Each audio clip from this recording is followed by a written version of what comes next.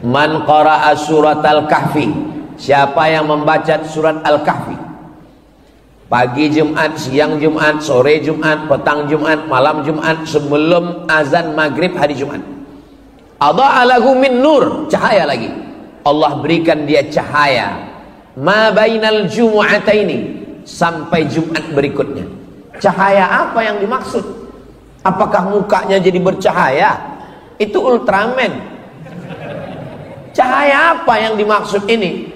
Cahaya bisa membedakan antara yang hak dengan yang batil. Makanya siapa yang menghafal surat Al-Kahfi, membaca surat Al-Kahfi, tidak sanggup semua minimal ujung-ujungnya, maka dia selamat diantaranya dari fitnah Al-Masih Ad-Dajjal. Kenapa ada Al-Masih ujungnya Dajjal? Karena ada Al-Masih yang original, ada Al-Masih yang KW. Yang KW itu disebut dengan Al-Masih Ad-Dajjal. Ada orang jual gelas emas, bejana emas, namanya wi'a zahab, wi'a bejana, zahab emas, wi'a zahab bejana emas.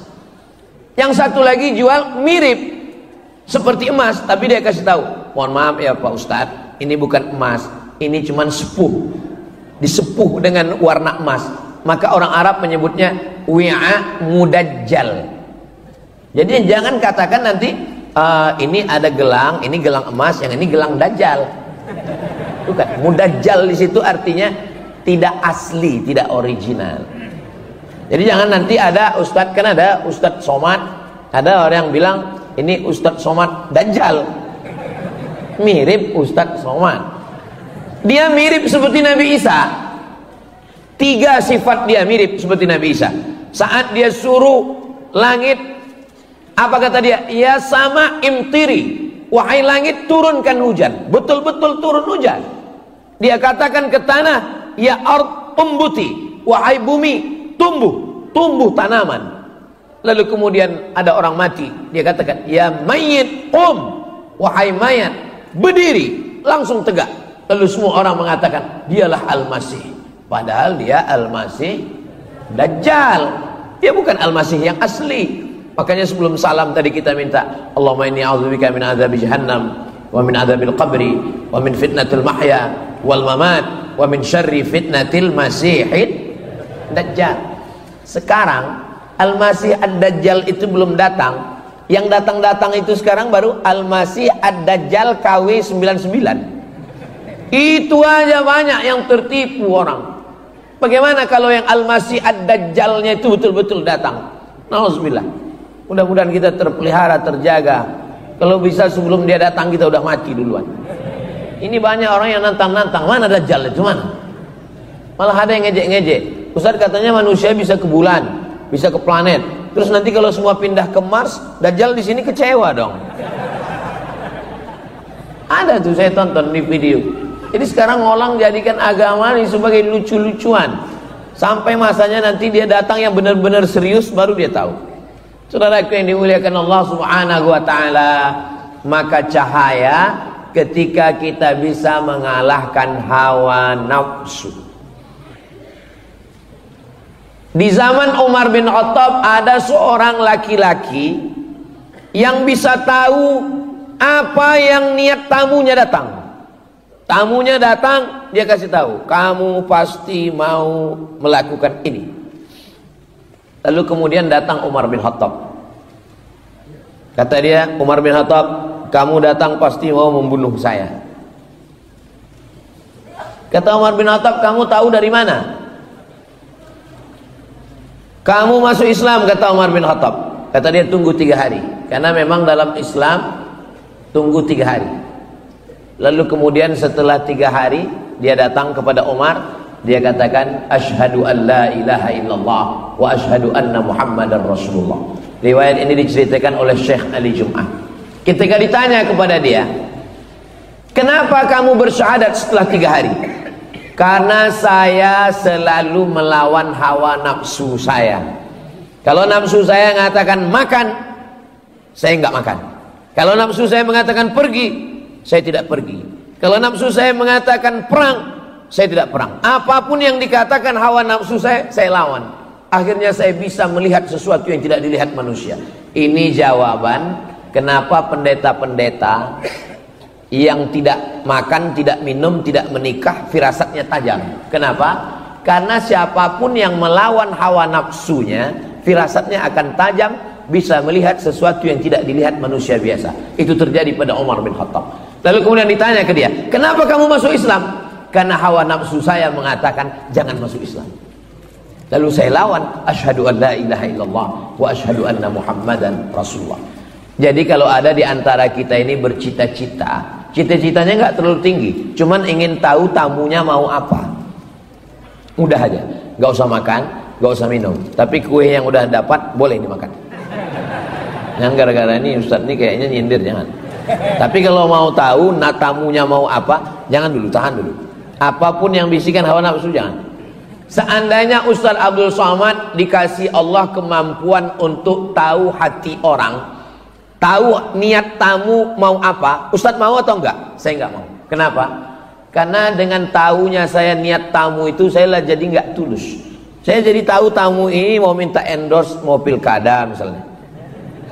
Lebih baik saya nggak tahu niat tamu itu apa, sehingga saya bisa kasih dia minum, saya bisa ngobrol dengan nyantai, lebih baik. Makanya sebagian wali-wali Allah yang melawan hawa nafsunya, lalu disingkapkan Allah rahasia, disingkapkan itu namanya kasyaf. Kasyaf artinya tirai yang tersingkap. Begitu tersingkap dia jadi tahu, langsung dia lawan hawa nafsunya yang katanya jangan makan, dia langsung makan. Supaya apa? Supaya tertutup kembali. Lebih baik tertutup daripada nampak. Ini banyak orang sekarang sengaja nggak makan, nggak minum, nggak tidur, nggak nikah. Supaya apa? Supaya tahu apa yang terjadi. Itu bukan puncak ilmu dalam Islam. Puncak ilmu adalah mendapatkan cahaya sehingga bisa membedakan mana yang hak, mana batil, mana betul, mana batil, mana benar, mana salah. Mudah-mudahan kita mendapatkan kebenaran itu insya Allah. Imam Abu Hamid Al-Ghazali yang menulis kitab Ihya Ulumuddin 4 jilid, dia jabatan tertingginya rektor, diangkat oleh Sultan Nizamul Mulk di Universitas An-Nizamiyah. Ngomongnya berkarisma. Kalau dia jalan 70.000 orang menyertainya. Dia sampai kepada puncak keilmuan. Yang paling hebat zaman itu adalah filsafat. Dia bantah filsafat. Judul bukunya Tahafud Al-Falasifah. Setelah itu baru datang Imam Ibn Rushd membantah Tahafud At-Tahafud. Waktu itu Imam Al-Ghazali sudah meninggal dunia. Imam Al-Ghazali digelar dengan Hujjatul Islam. Berbantah dengan siapapun dia menang. Sampai akhirnya suatu hari dia melihat ada tongkat yang bengkok di tepi sungai. Ada tongkat kayu, dia lihat bengkok. Ternyata setelah ditarik lurus. Kalau kita ambil kayu, tongkat, kita tusukkan ke tepi sungai, lalu kita lihat, itu kan bengkok. Tapi pas kita tarik lurus. Dia sudah mulai tidak percaya dengan mata. Berarti mata tertipu. Mata yang melihat ini menipu. Apalagi zaman sekarang, dilihat dari jauh putih, rupanya skincare. Mohon maaf ibu, saya kira nggak ada ibu-ibu. Jadi mata ternyata menipu. Telinga juga begitu. Kita dengar lagu, enak sekali. Begitu dihilangkan sound musiknya, dihilangkan, hancur babak belur. Telinga menipu, tertipu. Mata tertipu. Kalau begitu saya tinggalkan semua yang menipu ini. Imam Abu Hamid Al-Ghazali meninggalkan jabatan rektor, meninggalkan popularitas, 70.000 follower dia tinggalkan. Akhirnya dia berkhalwat. Khalwat artinya bersunyi-sunyi dengan Allah Subhanahu wa taala di menara Masjid Jami' Umawi. Sampai sudut itu disebut dengan Zawiyah Al-Ghazali, pojok Imam Al-Ghazali. Lalu berapa lama dia di sana? 11 tahun. Setelah itu dia sampai kepada level yang tertinggi disebut dengan ma'rifah. Ma'rifah artinya puncak ilmu pengetahuan. Lalu orang bertanya kepada dia, kamu sudah sampai kepada ma'rifah Al-Ghazali? Ya. Apa al-ma'rifah itu? Imam Al-Ghazali mengatakan, nurun yaqdhifullahu fi qalbi abdi. Cahaya yang ditembakkan ke hati seorang hamba. Hanya sampai itu saja. Cahaya yang ditembakkan ke dalam hati seorang hamba. Dengan cahaya itu bisa membedakan mana yang hak, mana yang batil.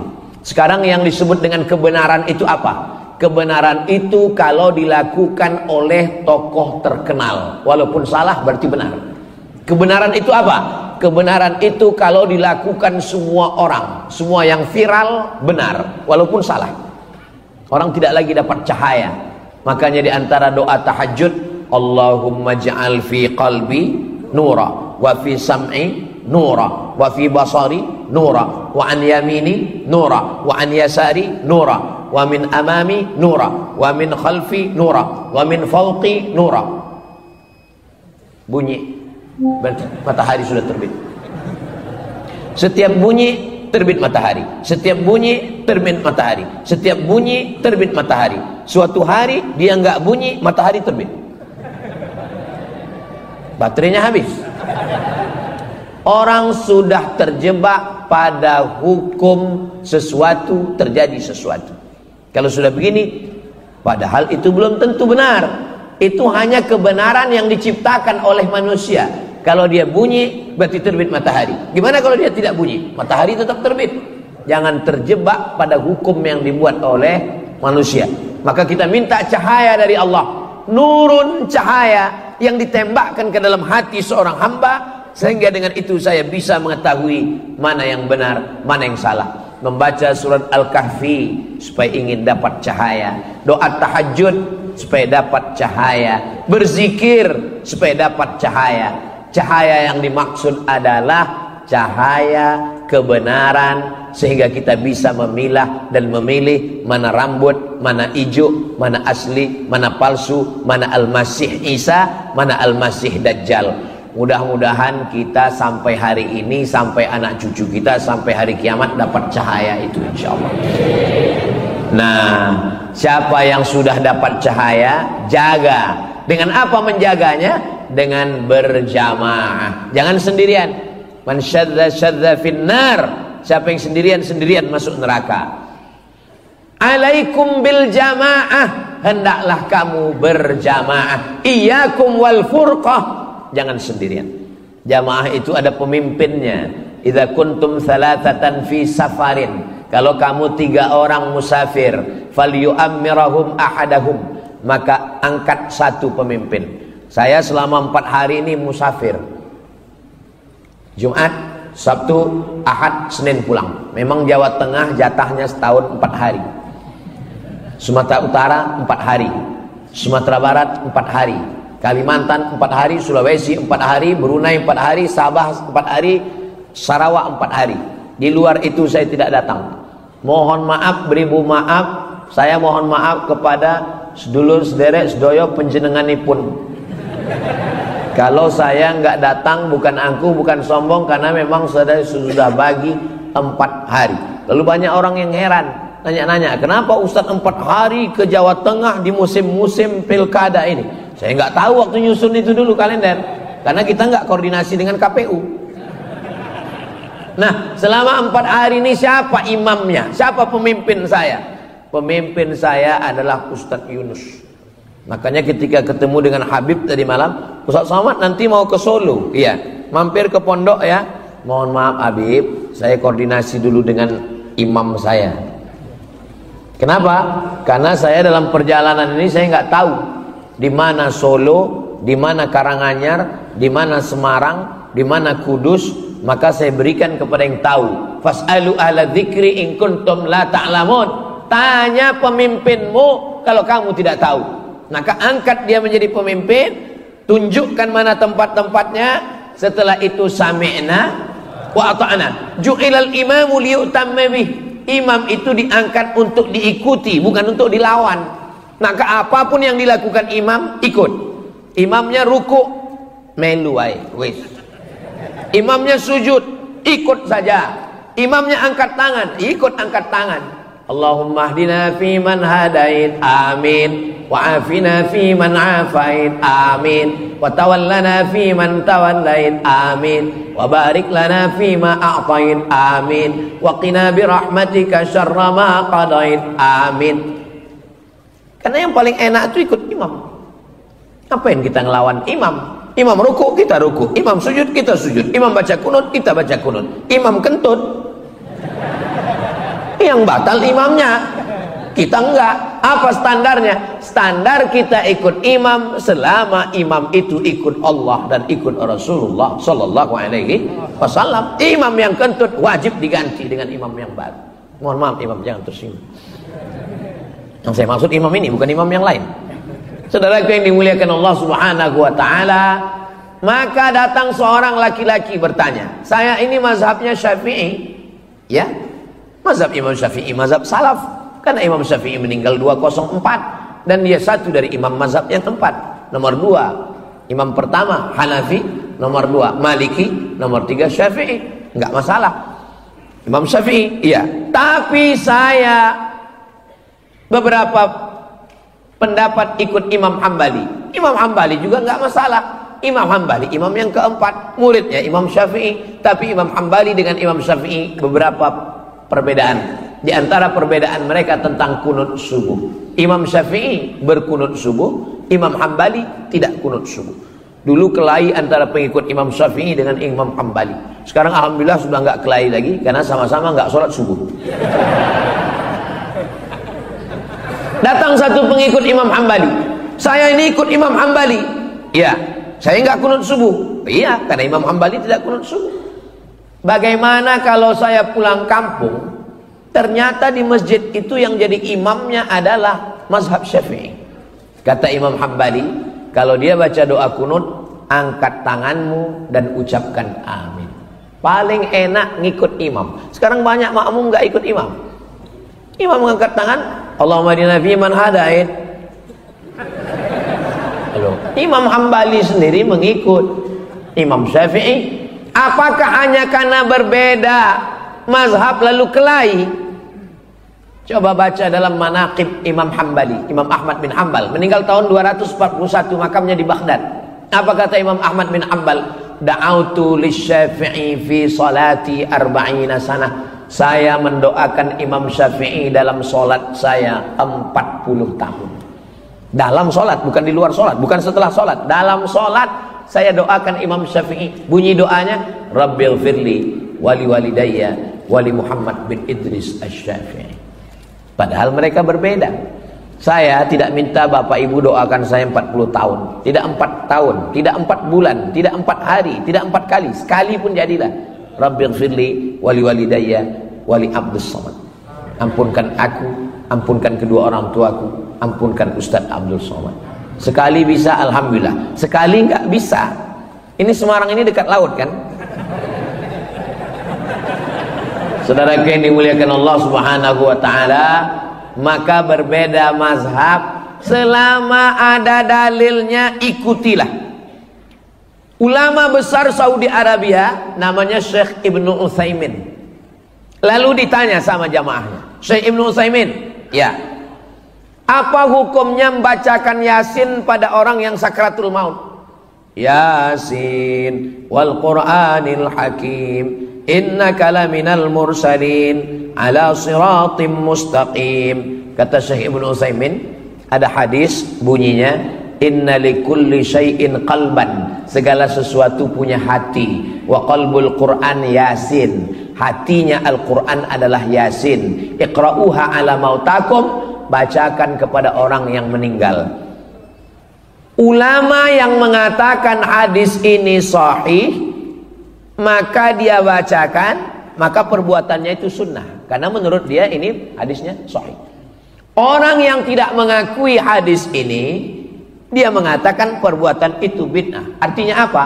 Satu perbuatan bisa sunnah menurut sebagian orang, bisa bid'ah menurut sebagian orang. Tidak sepakat orang. Jadi kalau saya ditanya, menurut Ustaz Somad, membacakan surat Yasin untuk orang meninggal itu apa? Menurut saya sunnah, karena saya mengikut ulama yang mensahihkan hadis itu. Tapi menurut teman saya itu bid'ah. Iya bid'ah menurut dia. Dia tidak bisa bid'ahkan saya. Karena kalau dia katakan Abdul Somad kau pelaku bid'ah, bid'ah berarti dolalah, dolalah berarti finnar. Itu sama artinya dia mengatakan kau Abdul Somad masuk neraka, nerakaku bukan nerakamu. Bagi engkau aku bid'ah, tapi tidak. Ada hal-hal yang kita sepakat. Kalau kita tidak sepakat dengan sesuatu, maka itu disebut dengan khilafiyah. Ini perbedaan mazhab. Tapi sholat subuhnya wajib. Masalah kunutnya khilafiyah. Masalah usollinya khilafiyah. Masalah zikir setelah sholat, menurut mazhab Hambali jahar. Subhanallah, subhanallah, subhanallah. Menurut mazhab Syafi'i jahar untuk ngajar makmum. Kalau makmumnya sudah paham, sir. Ustaz Somad kalau jadi imam zikirnya jahar apa sir? Saya jahar. Kenapa jahar? Karena makmum saya 3. Yang pertama mu'allaf yang baru masuk Islam, dia nggak tahu bacaannya. Yang kedua anak kecil yang datang. Anak kecil setelah pulang nanti dia ditanya sama ibunya, tadi zikirnya apa nak? Nah dia nggak dengar. Kalau dia dengar pasti dia jawab subhanallah, subhanallah, subhanallah. Anak, masya Allah. Yang ketiga, dia bukan anak kecil, dia juga bukan mu'alaf, tapi subuh inilah subuh pertama kali dia sholat, dan dia nggak tahu bacaannya. Maka saya jaharkan itu untuk mengajar makmum. Makmum kan udah tahu Pak Ustadz. Sebelum angkat takbiratul ihram, apa kata imam? Sawus sufuf, luruskan saf. Apakah ada orang Islam yang nggak tahu? Semua orang Islam sudah tahu. Saya belum pernah sholat lalu imamnya ngomong, mohon maaf jamaah, saya nggak perlu meluruskan saf. Dan udah tahu semua kan? Kenapa diulang-ulang terus? Sawus sufuf, karena itu sunnah. Fa inna taswiyatas sufuf min tamamis shalah. Selesai itu tadi imam berdoa, saya ikut aminkan. Sekarang banyak orang tidak mau lagi mengaminkan doa imam. Pas ditanya, kamu kok nggak ngaminkan? Alah, doa yang lamanya belum makbul Pak Ustaz. Kamu kenapa nggak ikut baca doa sama imam? Kami beda visi misi Pak Ustaz. Imamnya minta hujan, saya jual es krim. Yang kita mintakan itu bukan hujannya, rahmatnya. Rahmat yang diturunkan Allah Subhanahu wa ta'ala. Kenapa Ustaz ikut amin dengan imam tadi? Sebab kata Nabi, ad-da'i wal mu'amminu fil ajri sawa. Yang berdoa dengan yang mengaminkan pahalanya podo, sami mawon. Maka imam membaca doa, saya ikut aminkan. Apa susahnya bilang amin? Amin. Oh saya lupa, tadi yang baca doa saya. Diminta imam, gak mungkin saya tolak. Gak mungkin ketika saya disuruh baca imam tadi berani nyuruh-nyuruh saya. Enggak, saya taat sama imam. Imam bilang baca, siap imam, saya baca doa. Lalu kemudian setelah itu kenapa kita zikir asmaul husna? Itu pun sunnah. Walillahil asmaul husna. Allah punya nama yang baik-baik. Fad'uhu biha. Ya Rahman, Ya Rahim, Ya Malik, Ya Quddus, Ya Salam, Ya Mu'min, Ya Muhaimin, Ya Aziz, Ya Jabbar, Ya Mutakabbir, Ya Khariq, Ya Bari, Ya Musawwir, Ya Ghaffar. Itulah enaknya kalau asmaul husna rame-rame. Yang nggak hafal nggak ketahuan. Anaknya nanya, Papa hafal? Hafal kalau rame, kalau sendiri enggak. Kenapa zikir itu mesti rame-rame, mesti bersuara keras? Karena malaikat dikirim Allah. Inna lillahi malaikatan. Ada malaikat-malaikat yatufuna 'alal ard. Malaikat itu berkeliling di atas muka bumi mencari majelis zikir. Begitu mereka menemukan majelis zikir, malaikat itu memanggil teman-temannya, halummu, halummu, mari kemari, ila hajatikum, inilah yang kalian cari. Dan mereka ikut berzikir dengan orang yang berzikir.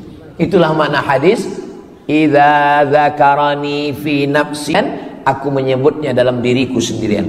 Wa idza dzakarani fi mala'in, kalau dia berzikir beramai-ramai, dzakartuhu fi mala'in khairum min mala'ihim, aku sebut mereka di tempat yang lebih ramai dan lebih mulia. Maksudnya lebih ramai bersama malaikat, lebih mulia bersama malaikat yang tidak berdosa. Itu diantara dalil-dalil zikir berjamaah yang disusun oleh Al-Imam Al-Hafiz Jalaluddin Abdurrahman As-Suyuti. Sebagiannya disebutkan dalam kitab Al-Hawilil Fatawi tentang dalil zikir-zikir beramai-ramai. Di antaranya dalam kitab Musnad Ahmad bin Hanbal, setelah berzikir beramai orang berdiri. Ketika berdiri bubar, apa kata malaikat? Qumu maghfuran lakum, berdirilah kamu, dosa-dosamu sudah diampunkan Allah Subhanahu wa ta'ala. Maka nanti ketika kita berdiri, semua dosa-dosa kita sudah lepas semuanya. Tapi ingat, makanya kalau dengar ceramah itu jangan sambil ngantuk, dengar baik-baik. Yang lepas itu dosa, bukan hutang. Jangan pulang dari sini ditagih kapan? Kata Ustaz Somad tadi saya sudah lepas hutang.